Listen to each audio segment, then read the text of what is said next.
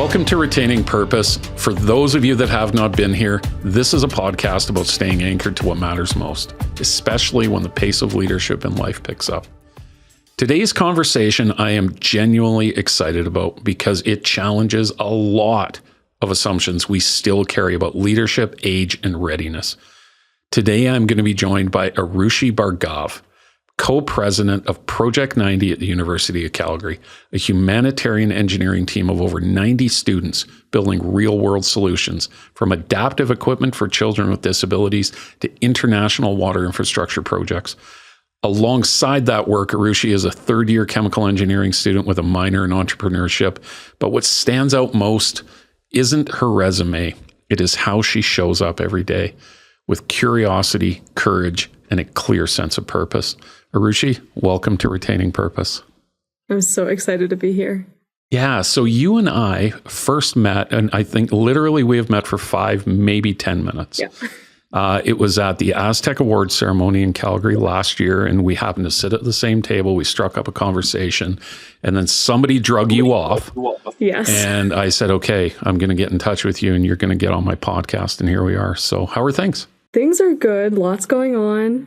Obviously, third-year chemical engineering is challenging at times. And then I'm currently sort of finishing up my term as co-president of Project 90. So a lot of working with technical teams to get things done and finish up some of our projects. We have 8.5 projects this year. Oh, wow. Which is the most we've ever done. And all of them are technical. Each of them has 2 co-project leads. So it's a lot of meetings and a lot of just working with people to get things done. That's awesome. Yeah, we're gonna touch on Project 90 in a little bit here, and I can hardly wait to hear more about that. What I want to get started with you is, from a leadership standpoint, I did a little bit of reading on you, and you've won a few awards over your young, illustrious career so far. What attracted you into the leadership space at such a young age? I think it wasn't that I was attracted to leadership. I can distinctly remember the first time I'd sort of encountered the concept of leadership. I think this is quite early. I was in like grade 4, and my mom was explaining, how do you tackle a group project? She's like, and obviously these memories are very diluted because it's been a long time, but she was like, you know what, someone has to take charge and make sure that things get delegated to the right people.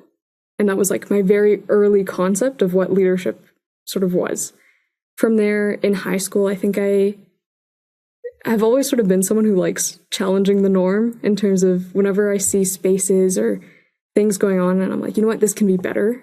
I'm always excited to just jump headfirst into it. So for me, that first experience was my high school had a synthetic biology club. And so that's already crazy on its own. Like high school students working on synthetic biology, so like genetic engineering. I know I wasn't doing that in high school. It was super cool. But I sort of saw the team and I was like, you know what? I think this can be bigger and it can be better and we can be pushing ourselves more. And so I started helping out with the team. It started off with taking ownership with just one thing. We were competing in a pitch prototype competition. So I got involved in the video editing side for that. And then ultimately over time, it just was this natural thing of it made sense. And the team sort of already kind of looked at me as a leader. And I sort of, after that, it was formalized. Right. So for me, my concept has always been more of leadership is not about rank first. It is about self-leadership first and foremost. And then second of all, uplifting the people around you. And you don't need to be in a position or in a specific title to do that. So that's sort of how it grew for me. Yeah, it's you just reminded me of a quote that I like to say often, which is you cannot give what you do not have, right? And you kind of said that where it does start with us. So, we have to figure out what the skill sets are to be able to lead properly and then translate that into action, right? But that's exciting. And that's an interesting, kind of foray into it. So in high school then, obviously involved in that, were you also involved in any other aspects of, maybe high school council or anything else that helped shape, some of those leadership qualities that you've come to appreciate? I actually think it wasn't necessarily being a part of clubs. I would just talk to a lot of the teachers.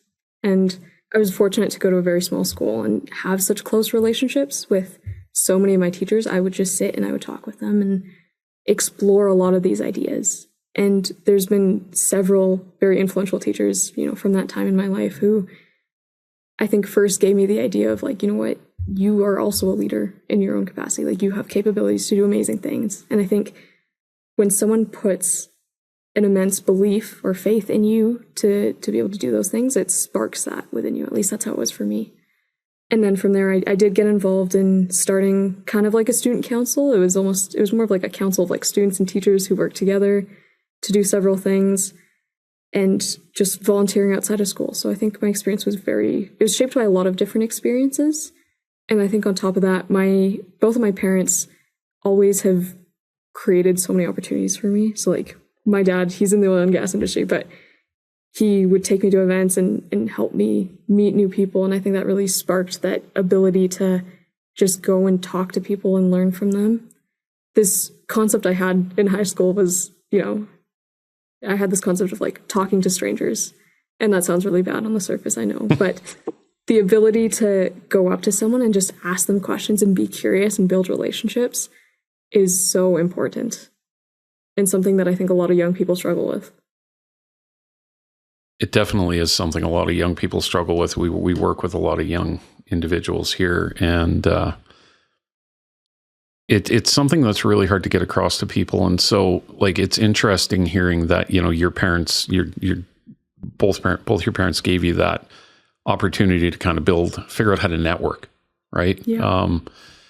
What did being able to do that? So you talk about your early mentors in high school, because that's what they were. And how have you been able to develop mentors outside of that now that you've gained this skill set of being able to network into certain environments? Like, you can meet some pretty incredible people when you put yourself in those spaces. Yeah, absolutely. And I think that's honestly something that's taken me from high school to like another 3 years into the university to like fully grasp, because I think that the high school space I was in is so different from your world gets huge when you go into university. I think that was a big moment for me of relearning what do those skills look like. And honestly, I don't have a strategy. I just go and talk to people. And I think when you approach those conversations with genuine curiosity and just genuinely wanting to get to know someone without looking for mentorship, I think that's when you find actual mentors. So an example of one of my current mentors, there was a career fair, and I don't know if you've seen university career fairs, but there are so many people. Yeah, they're chock-a-block full. Yeah. So I ended up going up to their booth, and I was just like, I think what you do is super cool. We ended up getting into a conversation, and the next day I was like, I am just so curious about the things that you're doing. Can we grab coffee? And it just started with that simple, we ended up having an hour and a half conversation about like leadership and everything that he does, and then sort of the challenges that I'm facing. And that conversation just eventually turned into mentorship. And I fundamentally believe that the right people will find you as long as you're putting yourself out there and you're willing to do that. Good people find good people. Yeah. Yeah. So have you been able to now, so you'd be around 21 years old. Mm-hmm. How do you now bring that message forward to other young students at the university level? A lot will be very intimidated walking into rooms with lots of people, right? How are you passing it forward? How are you mentoring this on to other people now? Yeah, absolutely. I have a couple mentees. I don't like saying that they're formal mentees. I think they're more friends than anything, who I try to share opportunities with, who I, at least once every 4 months try and sit down and just have a conversation with.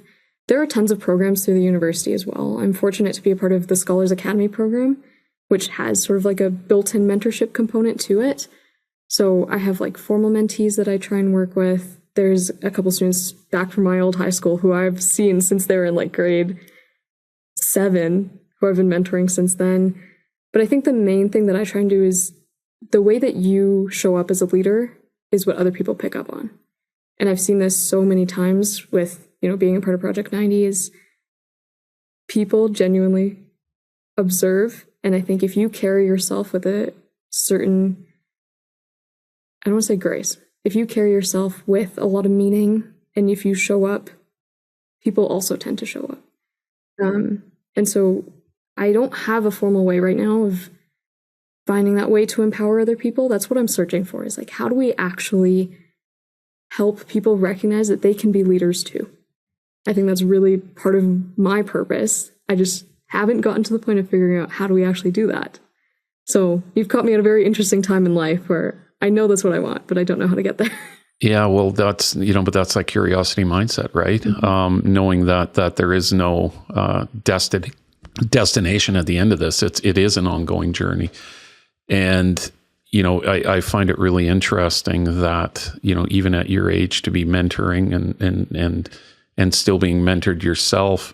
Have you ever had to mentor up to anybody? Not formally, but I think I definitely have been a part of organizations where I'm working with people older than me. And at those times, I ignore it personally. I think one really good thing that I've been able to learn is not seeing people in a hierarchy. I think we are almost trained by society to view people in that way. And when you do that, you treat people differently. And I think it creates more of a boundary between getting to know someone. In terms of mentoring up, I think mentorship fundamentally is just a conversation of two people where both are learning from each other. Mm-hmm. And so I think there's a lot of relationships that have like that, even with like professors. And this is something that I try and push a lot of my friends to do, is like, talk to your professors. They have so much to share. They're so knowledgeable. Even just getting to know them is really beneficial. But actually taking that step of relationship building, I think, is definitely something you have to learn over time, and it takes practice. Yeah, I want to take some time, and you and I are going to try to solve the world's problems of leadership for a minute here. So, you had talked about one of your goals or ambitions, aspirations, is to figure out how to create more leaders and better leaders, right? In what I think we could probably all agree would be a fairly leadership sad world right now. Where do you see opportunities right now? I've sat in rooms with people that, I'm a middle-aged man, almost 52 years old. And I, find myself in a lot of rooms with similar middle-aged men. And all I find is more, no other way to say it, bitching and complaining about, the world today. And yet there's no thought as to how to make it better. I said to someone last week, Friday, actually, I said, the problem you guys have is you're putting yourselves in the wrong room. Go hang out with young people for a little while. That's why I was so excited about this podcast, because this is a way to connect with you. And I want to learn from you as and hopefully you can learn one or two things from me maybe, but where are you seeing those opportunities to improve leadership as a whole right now? I think what you were saying was very true in the sense that, not only do sort of the older generation feel like there's no change to be made, I think that has really significantly trickled down to my generation and below as well, right? Where people just don't feel like they have the control or the power to change things. And I think it's just the way that society is structured, and I think it's the norms that we've set for ourselves. There's a lot of different things contributing to that. I mean, we can get into the whole political issue of it, but maybe we don't go there today. I think it really starts, at least from my view, it starts with helping who are sort of in the high school age right now, helping them recognize that they can make change. And I think it starts small. It's realizing that you can change your life. You can change others' lives. And then we focus on changing the world. And I think for me, my thought process went almost the other way, where when I was younger, I was like, you know what? I want to change the world. And I think that's great. But what does that actually mean? Right? Like, what does changing the world really mean? And I think it starts with changing your world. So what I try to focus on is within my life and within the people around me, how am I leaving things better than I found them? And I think you start there. You start with good relationships. But if we were to look at the overall bigger issue of, in leadership, how do we fix things? I think it starts with making the differentiation between management and leadership.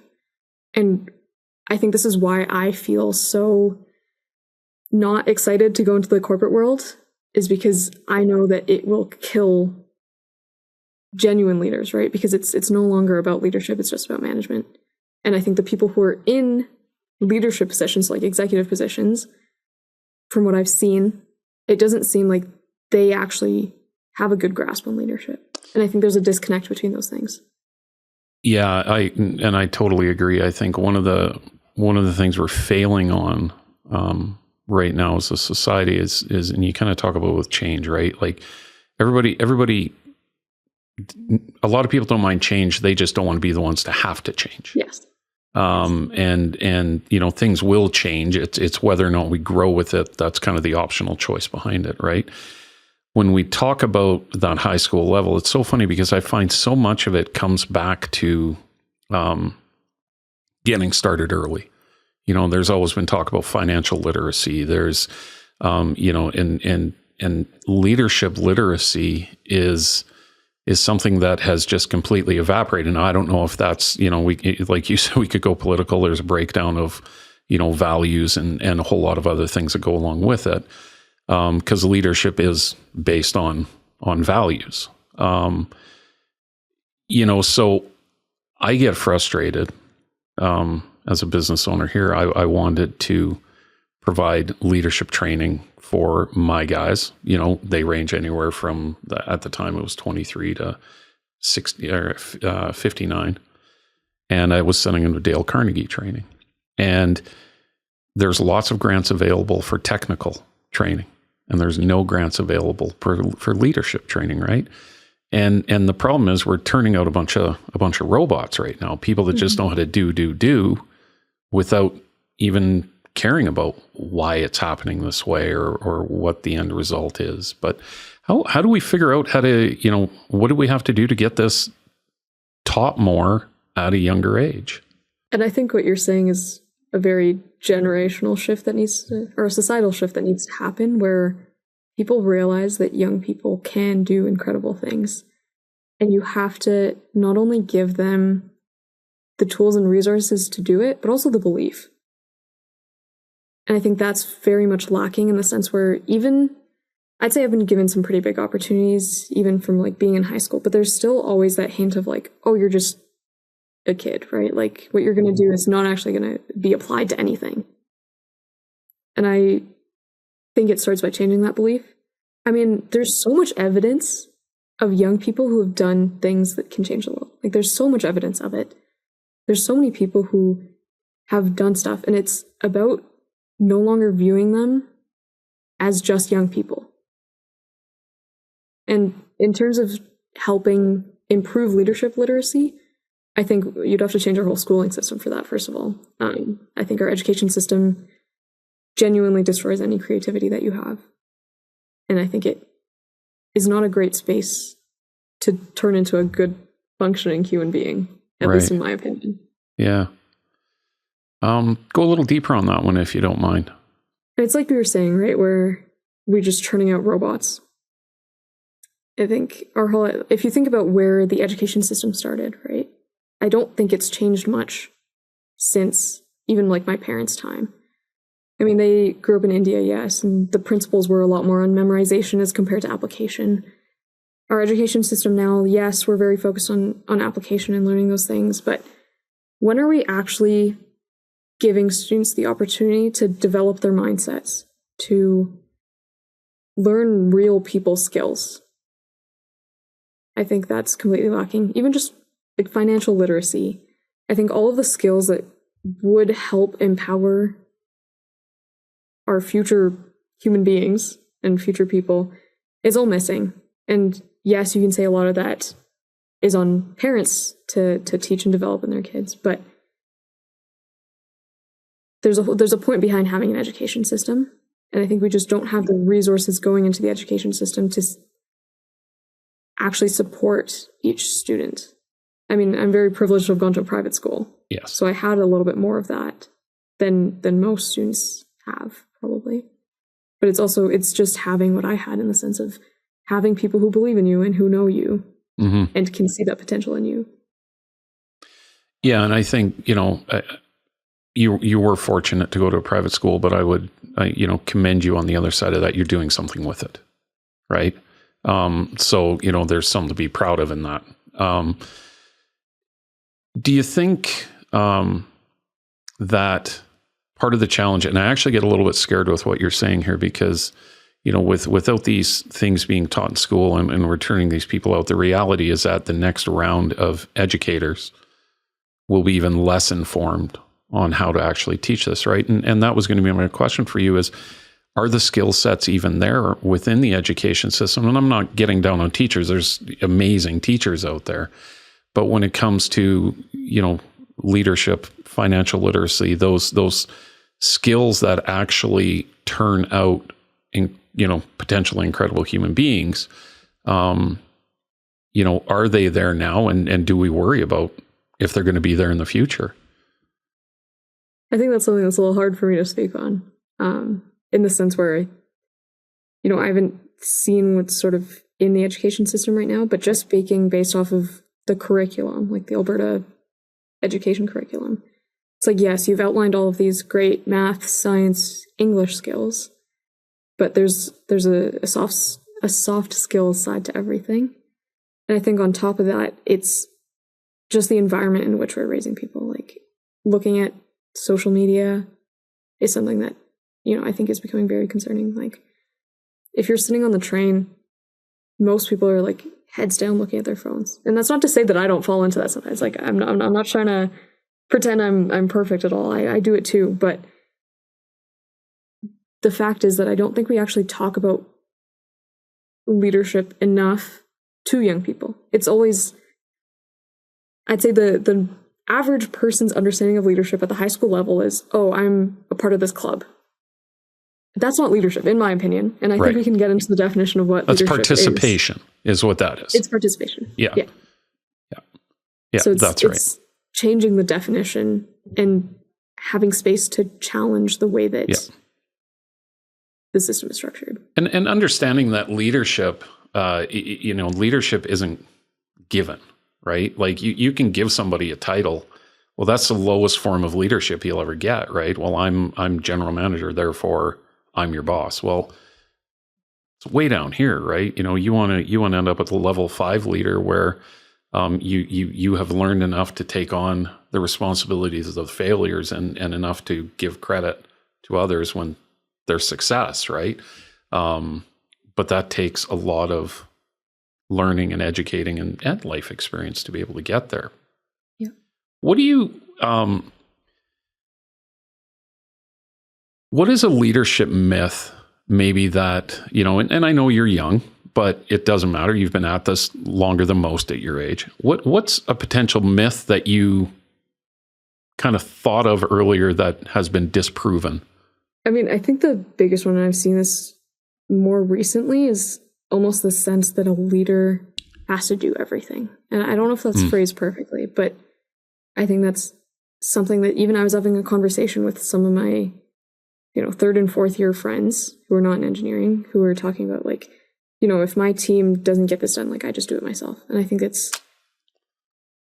don't know if this, goes back to how it is in the more business corporate sense, but at least I think in the under 25-year-old age, I think that's sort of one of the myths about leadership is that like, oh, that's just the person who is responsible for getting it done at the end of the day. And I think that's the worst possible definition of leadership you can have. Yeah. That's really not what it is. No, it isn't. That's not at all what it is. Yeah, exactly. Like when I started the year with Project 90, I think one of the first things I told everyone was that in my definition, one component of being a good leader is the fact that you are 10xing the capabilities of the people around you. It's more about the empowerment and the ability to create more leaders than it is about simply getting something done. And that's why it's not about rank or position. I think if you're looking from the management lens, absolutely, your main objective as a manager is to make sure that you get from point A to point B and you meet all your targets. But in the leadership sense, it's more of how do you build capability and build abilities in others. And I don't know if I have the right language still when I'm talking about this stuff, because it's not about like, I'm better than you, therefore I'm telling you that you need to learn these things. It's more so that I want to see the people around me grow and become even better than they were previously. Like that's something I want to bring to people. yeah, you want to give as much knowledge as you possibly can, right? And what you're speaking of is having an environment of learning, right? Everybody is always in a constant state of learning, not knowing. Somebody said it to me not long ago. You always want an environment of learning, not knowing, because nobody likes know-it-alls. And it's true. And if we are in that state of learning, these conversations are easier to have when you're teaching leadership, right? Because minds are open, creativity is flowing, and everybody feels safe to just learn and suck at certain things and do great at others. Exactly. There's a acronym that I use, FAIL, so FAIL, first attempt in learning. And I think that shift, I think it's been rare for me to find people who view failure in that way. I think it's only nowadays become more of a common mindset to have. But that is what makes the biggest difference. Like, not to compare any two people, but between myself and what I've seen with some of my peers, there's a difference in this ability to ignore your fears and just go in and try something and like talk to someone. Like I have some friends who I think are, they're super, super capable. And I'm like, come on, like just go out there, do something. Like you have so much potential. You are holding yourself back. Yeah. And I think the best thing that we can do for ourselves is have someone who challenges our views and beliefs. And if you can find that person, like hold on to them real tight. Yeah. Because the person who can do that for you, call you in and challenge the way that you think, easily exponentiates your growth. And I think that's, a fundamental part of mentorship and relationships. Challenge. Comfort zone. Break out of it. Yes. Yeah, absolutely. Let's talk about Project 90. This excites me. Okay, so you've been the president for just this year. Yes, just this year. And that's winding down, so you're going to move into a past president's role for year 4. Yes. In the short 5 minutes we met, you filled me in a little bit on this, and it blew me away. So walk us through what Project 90 is. So Project 90, first of all, the 90 stands for engineering for the other 90%. So when we were founded in 2011, there is a statistic going around that 90% of engineering efforts went to the top 10% of people. And what we're really doing is engineering for the other 90%. So for people who do not have access to the same resources, marginalized communities, anything that sort of fits into that bracket. While that statistic it's been debunked, but what it stands for is really the fact that the majority of our engineering efforts do not actually go towards some of the people who need it most and whose quality of life would change exponentially because of technology. And so each year we take on a multitude of projects. So last year we had 5, this year we have 8.5, and I'll explain the half in a second. But those 8 projects that we have this year are in a range of different areas. So we work directly with nonprofit organizations, and we work to solve some sort of challenge that they're having. And our biggest differentiator is the fact that we're not just designing something, we're actually building something and getting it into the hands of people who need it. And that's something that you don't see at the university level, right? Like most engineering clubs are, not to diss anyone, but cars and more cars. And yes, those are great for learning, but I fundamentally believe that with engineering, you can have such a big impact on people. So some of the projects, I don't know if you want me to go through all 8, but... Yeah, hit us up. Let's see what they are. Oh, I should remember all of them. Okay. So I'll start off with more of our biomedical engineering projects. So we're working with CP Kids and Families and the Alberta Children's Hospital on 2 exercise machines. So we have a leg press machine for kids with cerebral palsy, a hip abductor machine for kids with cerebral palsy. And both of these essentially help improve muscle tone and, work with the abilities of these kids to strengthen their muscles. So those are 2. We're working on a biosand filter. We're doing some research and quantification in order to help improve filters that are usually made in the rural parts of India. So helping create a better system that's a little bit tested out to reduce any sort of bacteria in it. We're working with the Center for Affordable Water sanitation technology to improve latrine pit strength in Liberia. So we're doing some concrete testing to give them, a better idea of, with cheaper materials, how can they build stronger infrastructure. Okay, so that's 4. We have a wellness project that's working to create some wellness initiatives for the Schulich community. So Schulich School of Engineering, so more of the engineering community focused. That one's less technical. What else do we have? Okay, we're working on a prosthetic sock with built-in sensors. So for residual limbs, essentially it'll go over the limb and have sensors built into it to do pressure mapping. So that helps doctors or whoever's building, prosthetics, to make sure that there's no sort of extra pressure in certain areas. There's no areas where there's too little pressure, since those cause sores or humidity in the area. So that's another one. And then we're working on a tension sensor for scoliosis braces to essentially help families and patients ensure that they're wearing braces to the correct tension. We're doing a swim bench for a Special Olympics athlete. So it's to help her practice swimming strokes on dry land. And then our half project is we volunteer with Habitat for Humanity. So that's going and building homes. So those are all of our projects. Well, that's amazing, though. And so that covers all the different, probably engineering phase. We try. Yeah, exactly, right? From chemical to mechanical to whatever. Yeah, that's amazing. How many students are involved in Project 90? So coincidentally, this year, I think we started off after our first recruitment with 90 students.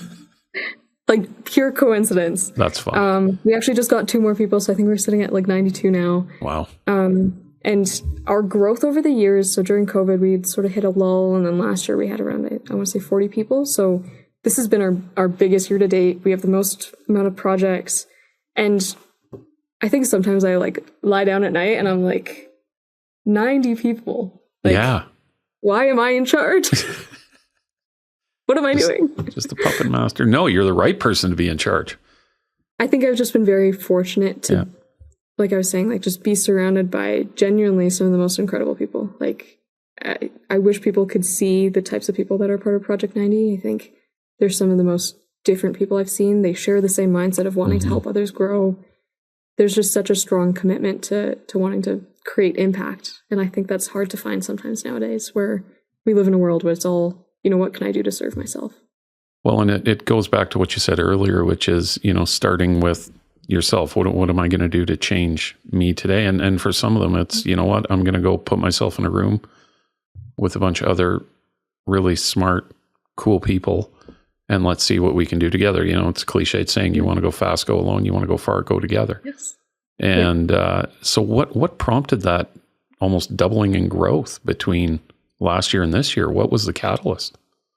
I think the biggest thing was that we did our first international project in quite a while. So we sent a team of 10 students to Costa Rica, Taos, Costa Rica, to rebuild failing water infrastructure for a village there. So they, we had a team who did all of the sort of design work, liaisoning with the community, figuring out what needs to get done. And then we sent a team to actually go and implement all these things.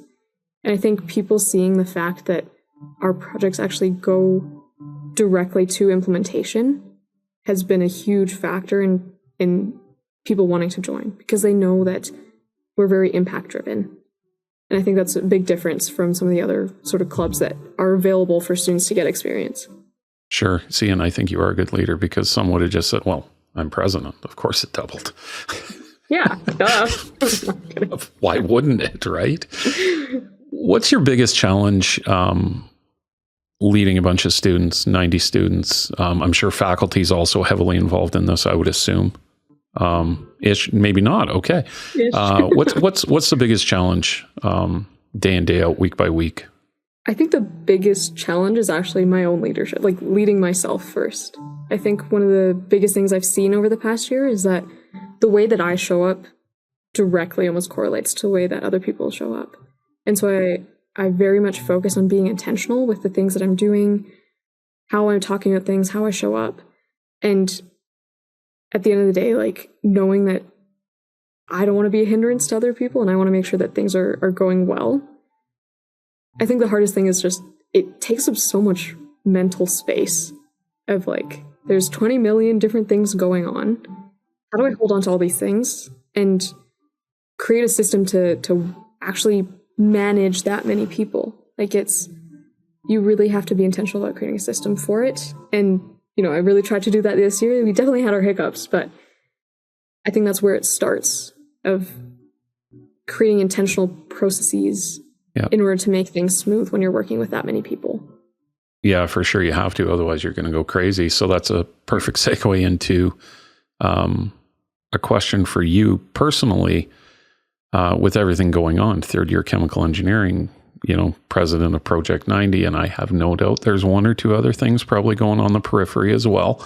What do you do to, I guess, keep it all together, to stay grounded, to still figure out a way to get your studying in? Like, what does a day in the life look like when it comes to checking in on yourself?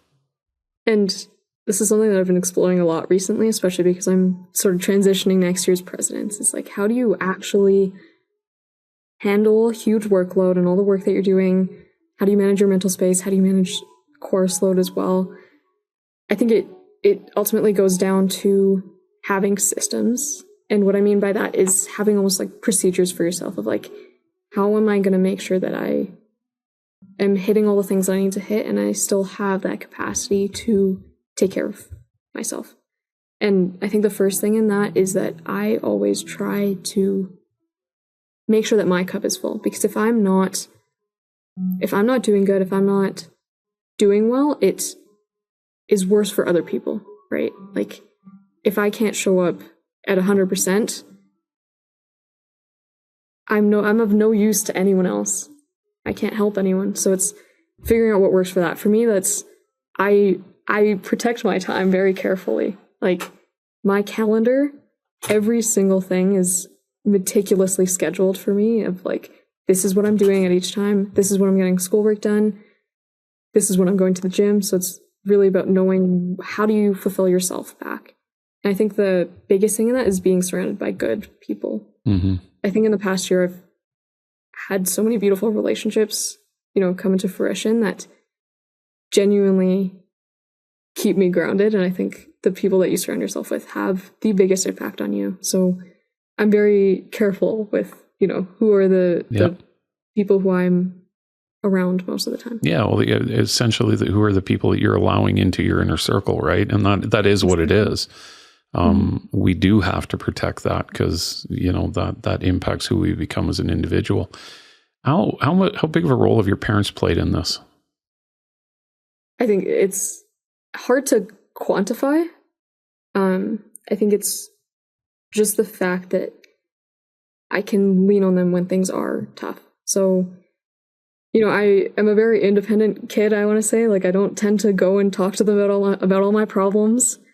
But sometimes it's just having a nice meal and having people who are willing to listen when things are tough, and who can respect that, I have a lot going on in my life, and I wouldn't be able to do nearly as much if I, wasn't living at home and didn't have the support of my parents, because it creates a different environment. It's hard to explain. I think it's just having that support system that if you do fail, you have people who can catch you. And I think that's what they are for me. Yeah. Safety net in a way. Safety net's not the right word, but support net. Yeah. Exactly. Yeah. Do you have siblings? I have an older sister. Okay. So she is currently doing her residency in family medicine at Edmonton right now.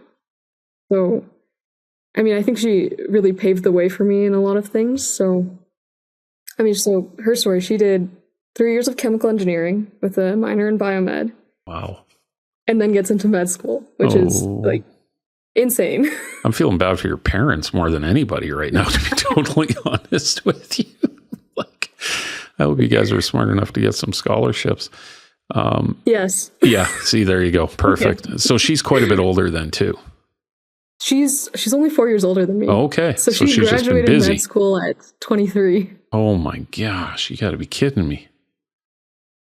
Wow. Impressive. I love it though, It's a family doing fun and exciting things. What does your mom do, if you don't mind me asking? Your dad's in the oil industry. She does she's like air emissions reporting for Kira. So that's what she does. My dad he does consulting work, and he's also an entrepreneur. So he's building a digital waste management company. Love it. Amazing. So good. So Aarushi, out of all those projects that you got going on right now, is there one that you're currently working on or that you've been involved with where you're like, this is the one I'm most proud of. This is the one, that meant the most to me? I honestly think more than the projects, I think it's seeing the project leads grow. Like, I think about that a lot more. It's, I meet with each of them bi-weekly to, have a personal conversation, see how things are going, and seeing how much they've changed, like since I recruited them and first interviewed them to now. I think the people are my most favorite project, like just seeing them grow, and just the overall organization. I try and give a lot of autonomy, so I'm like very much not involved in the individual projects. It's more so just making sure that if things are going wrong, that, we can find a way out of it. But so before I was president, I was a project lead for a project, and I think the moment that stood out to me the most was just getting to actually see what you've built go into the hands of someone else. And I was on a phone call with a lady explaining what Project 90 was, and she has a kid with a disability. And when I told her what we were doing, she just on the phone started crying. And I had spoken to her for maybe 5 minutes, and I think about that moment a lot in the sense of this means more than I think I could ever even comprehend. Yeah. And when you're doing work that is so impact and values driven, as long as you keep your focus on that, it's easy to get through the challenges. Yeah. The rewards just show up, right? Mm-hmm. Sometimes when we least expect it. Yeah. What, with Project 90, how do you guys get your funding? Like, I guess I would like to give you an opportunity to kind of share a little bit on ways that others could possibly support this. The investments have to come from somewhere. Being affiliated with the university is obviously a huge thing because there are funds in place for technical teams. What Project 90 does brings together a couple of things that lead for some really good funding opportunities to happen for us. So the fact that we're doing impactful things that get engineering students real world experience and are affiliated with the university, it makes it much simpler to get that funding. And obviously, because we work with nonprofits, we do our best to not get any funding from them. Right? I know the nonprofit space is very tough. If anyone's ever been there, finding funding is tough. So our main source right now is just through university funds. We are trying to move more towards corporate sponsorship. So if there's anyone watching this who would like to sponsor Project 90, send me an email, and we have a sponsorship package and everything. We're looking for people who want to support our purpose and help us take this to the next level. Yeah, and that's what I was hoping to kind of get at there is where we are today is great, but what does the future hold, right? There's a lot more than 90 engineering students at the University of Calgary. Yes. I know that much. Yeah. So, the sky's the limit on this one. I want to do a little play on the podcast name. What does retaining purpose mean to you as you go into this season of life? To me, retaining purpose is about keeping your focus on the values that drive you. So focusing on why you're doing what you're doing and being very intentional. Retaining purpose is about finding your own way and finding your own values and keeping them right in front of you as you move forward and charge your path in changing the world. That's awesome. What is one small action you would give a listener today to say, this is a great first step to becoming a leader? This is something that I try and do on a daily basis. And it's, if I were to envision myself, a version of myself that was at 100%, so like the best possible version of myself, what are all the things that they would be doing?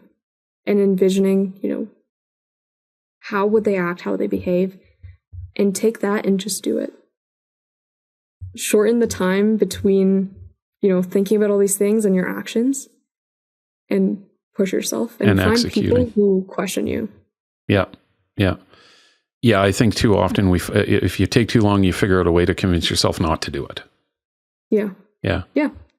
I mean, there's this concept that like Alex and Layla Hormozi talk about a lot, which is like make a decision when you are at like the 70% readiness level to make that decision. And I think it makes a lot of sense. Yeah. And then as long as you have a good support network around you, you can make quite a few of those. So yeah, exactly. And let the chaos reign. So yes. Yeah, that's good. So Aarushi, as we wrap this up, I want to give people and even selfishly for myself, I want to figure out how we can kind of follow your journey. I know you're pretty, I don't want to say social media savvy, but you recognize that it's important to get the message out there, right? So how can we follow along with you, be it through Project 90 or even on an individual basis, to say, here's where she is, here's the space she's in, and here's the cool things going on in her life right now? I'd say the best thing is to follow me on Instagram. So I have almost like a more professional Instagram account where I'm trying to get more into content creation. There's that, and then my LinkedIn. Yep. Follow me on both, and I'm always happy to chat with new people. So reach out. I love finding people who want to stay connected over time, and those conversations have always been some of the best. So yeah, awesome. Instagram and LinkedIn, find me. Okay, perfect. I think we have those from you. You sent them over earlier, and we'll make sure we'll drop them in the bottom of this before we wrap it up. So Aarushi, I can't thank you enough for your time today. It was just great to connect again, and I have a feeling we're going to do more of this in the future. I do travel to Calgary often, so in fact, I'm coming up twice in the next 2 weeks. But if time allows, I'm not going to bother you right now, I assure you. So you get through your time. Never a bother. I'm going to give you your space as the end of the year approaches for you. But I would love to be able to connect in the future for a coffee and just more discussion and see what's going on in your world. That would be awesome. Thank you so much for having me. Yeah. It's always sort of been on my list of things to be on a podcast. So this is super cool. Thank you so much for making this opportunity possible for me. Yeah, absolutely, Aarushi. You have a wonderful time, wonderful day, and good luck through finals and through the end of your year. Thank you. You too. All right.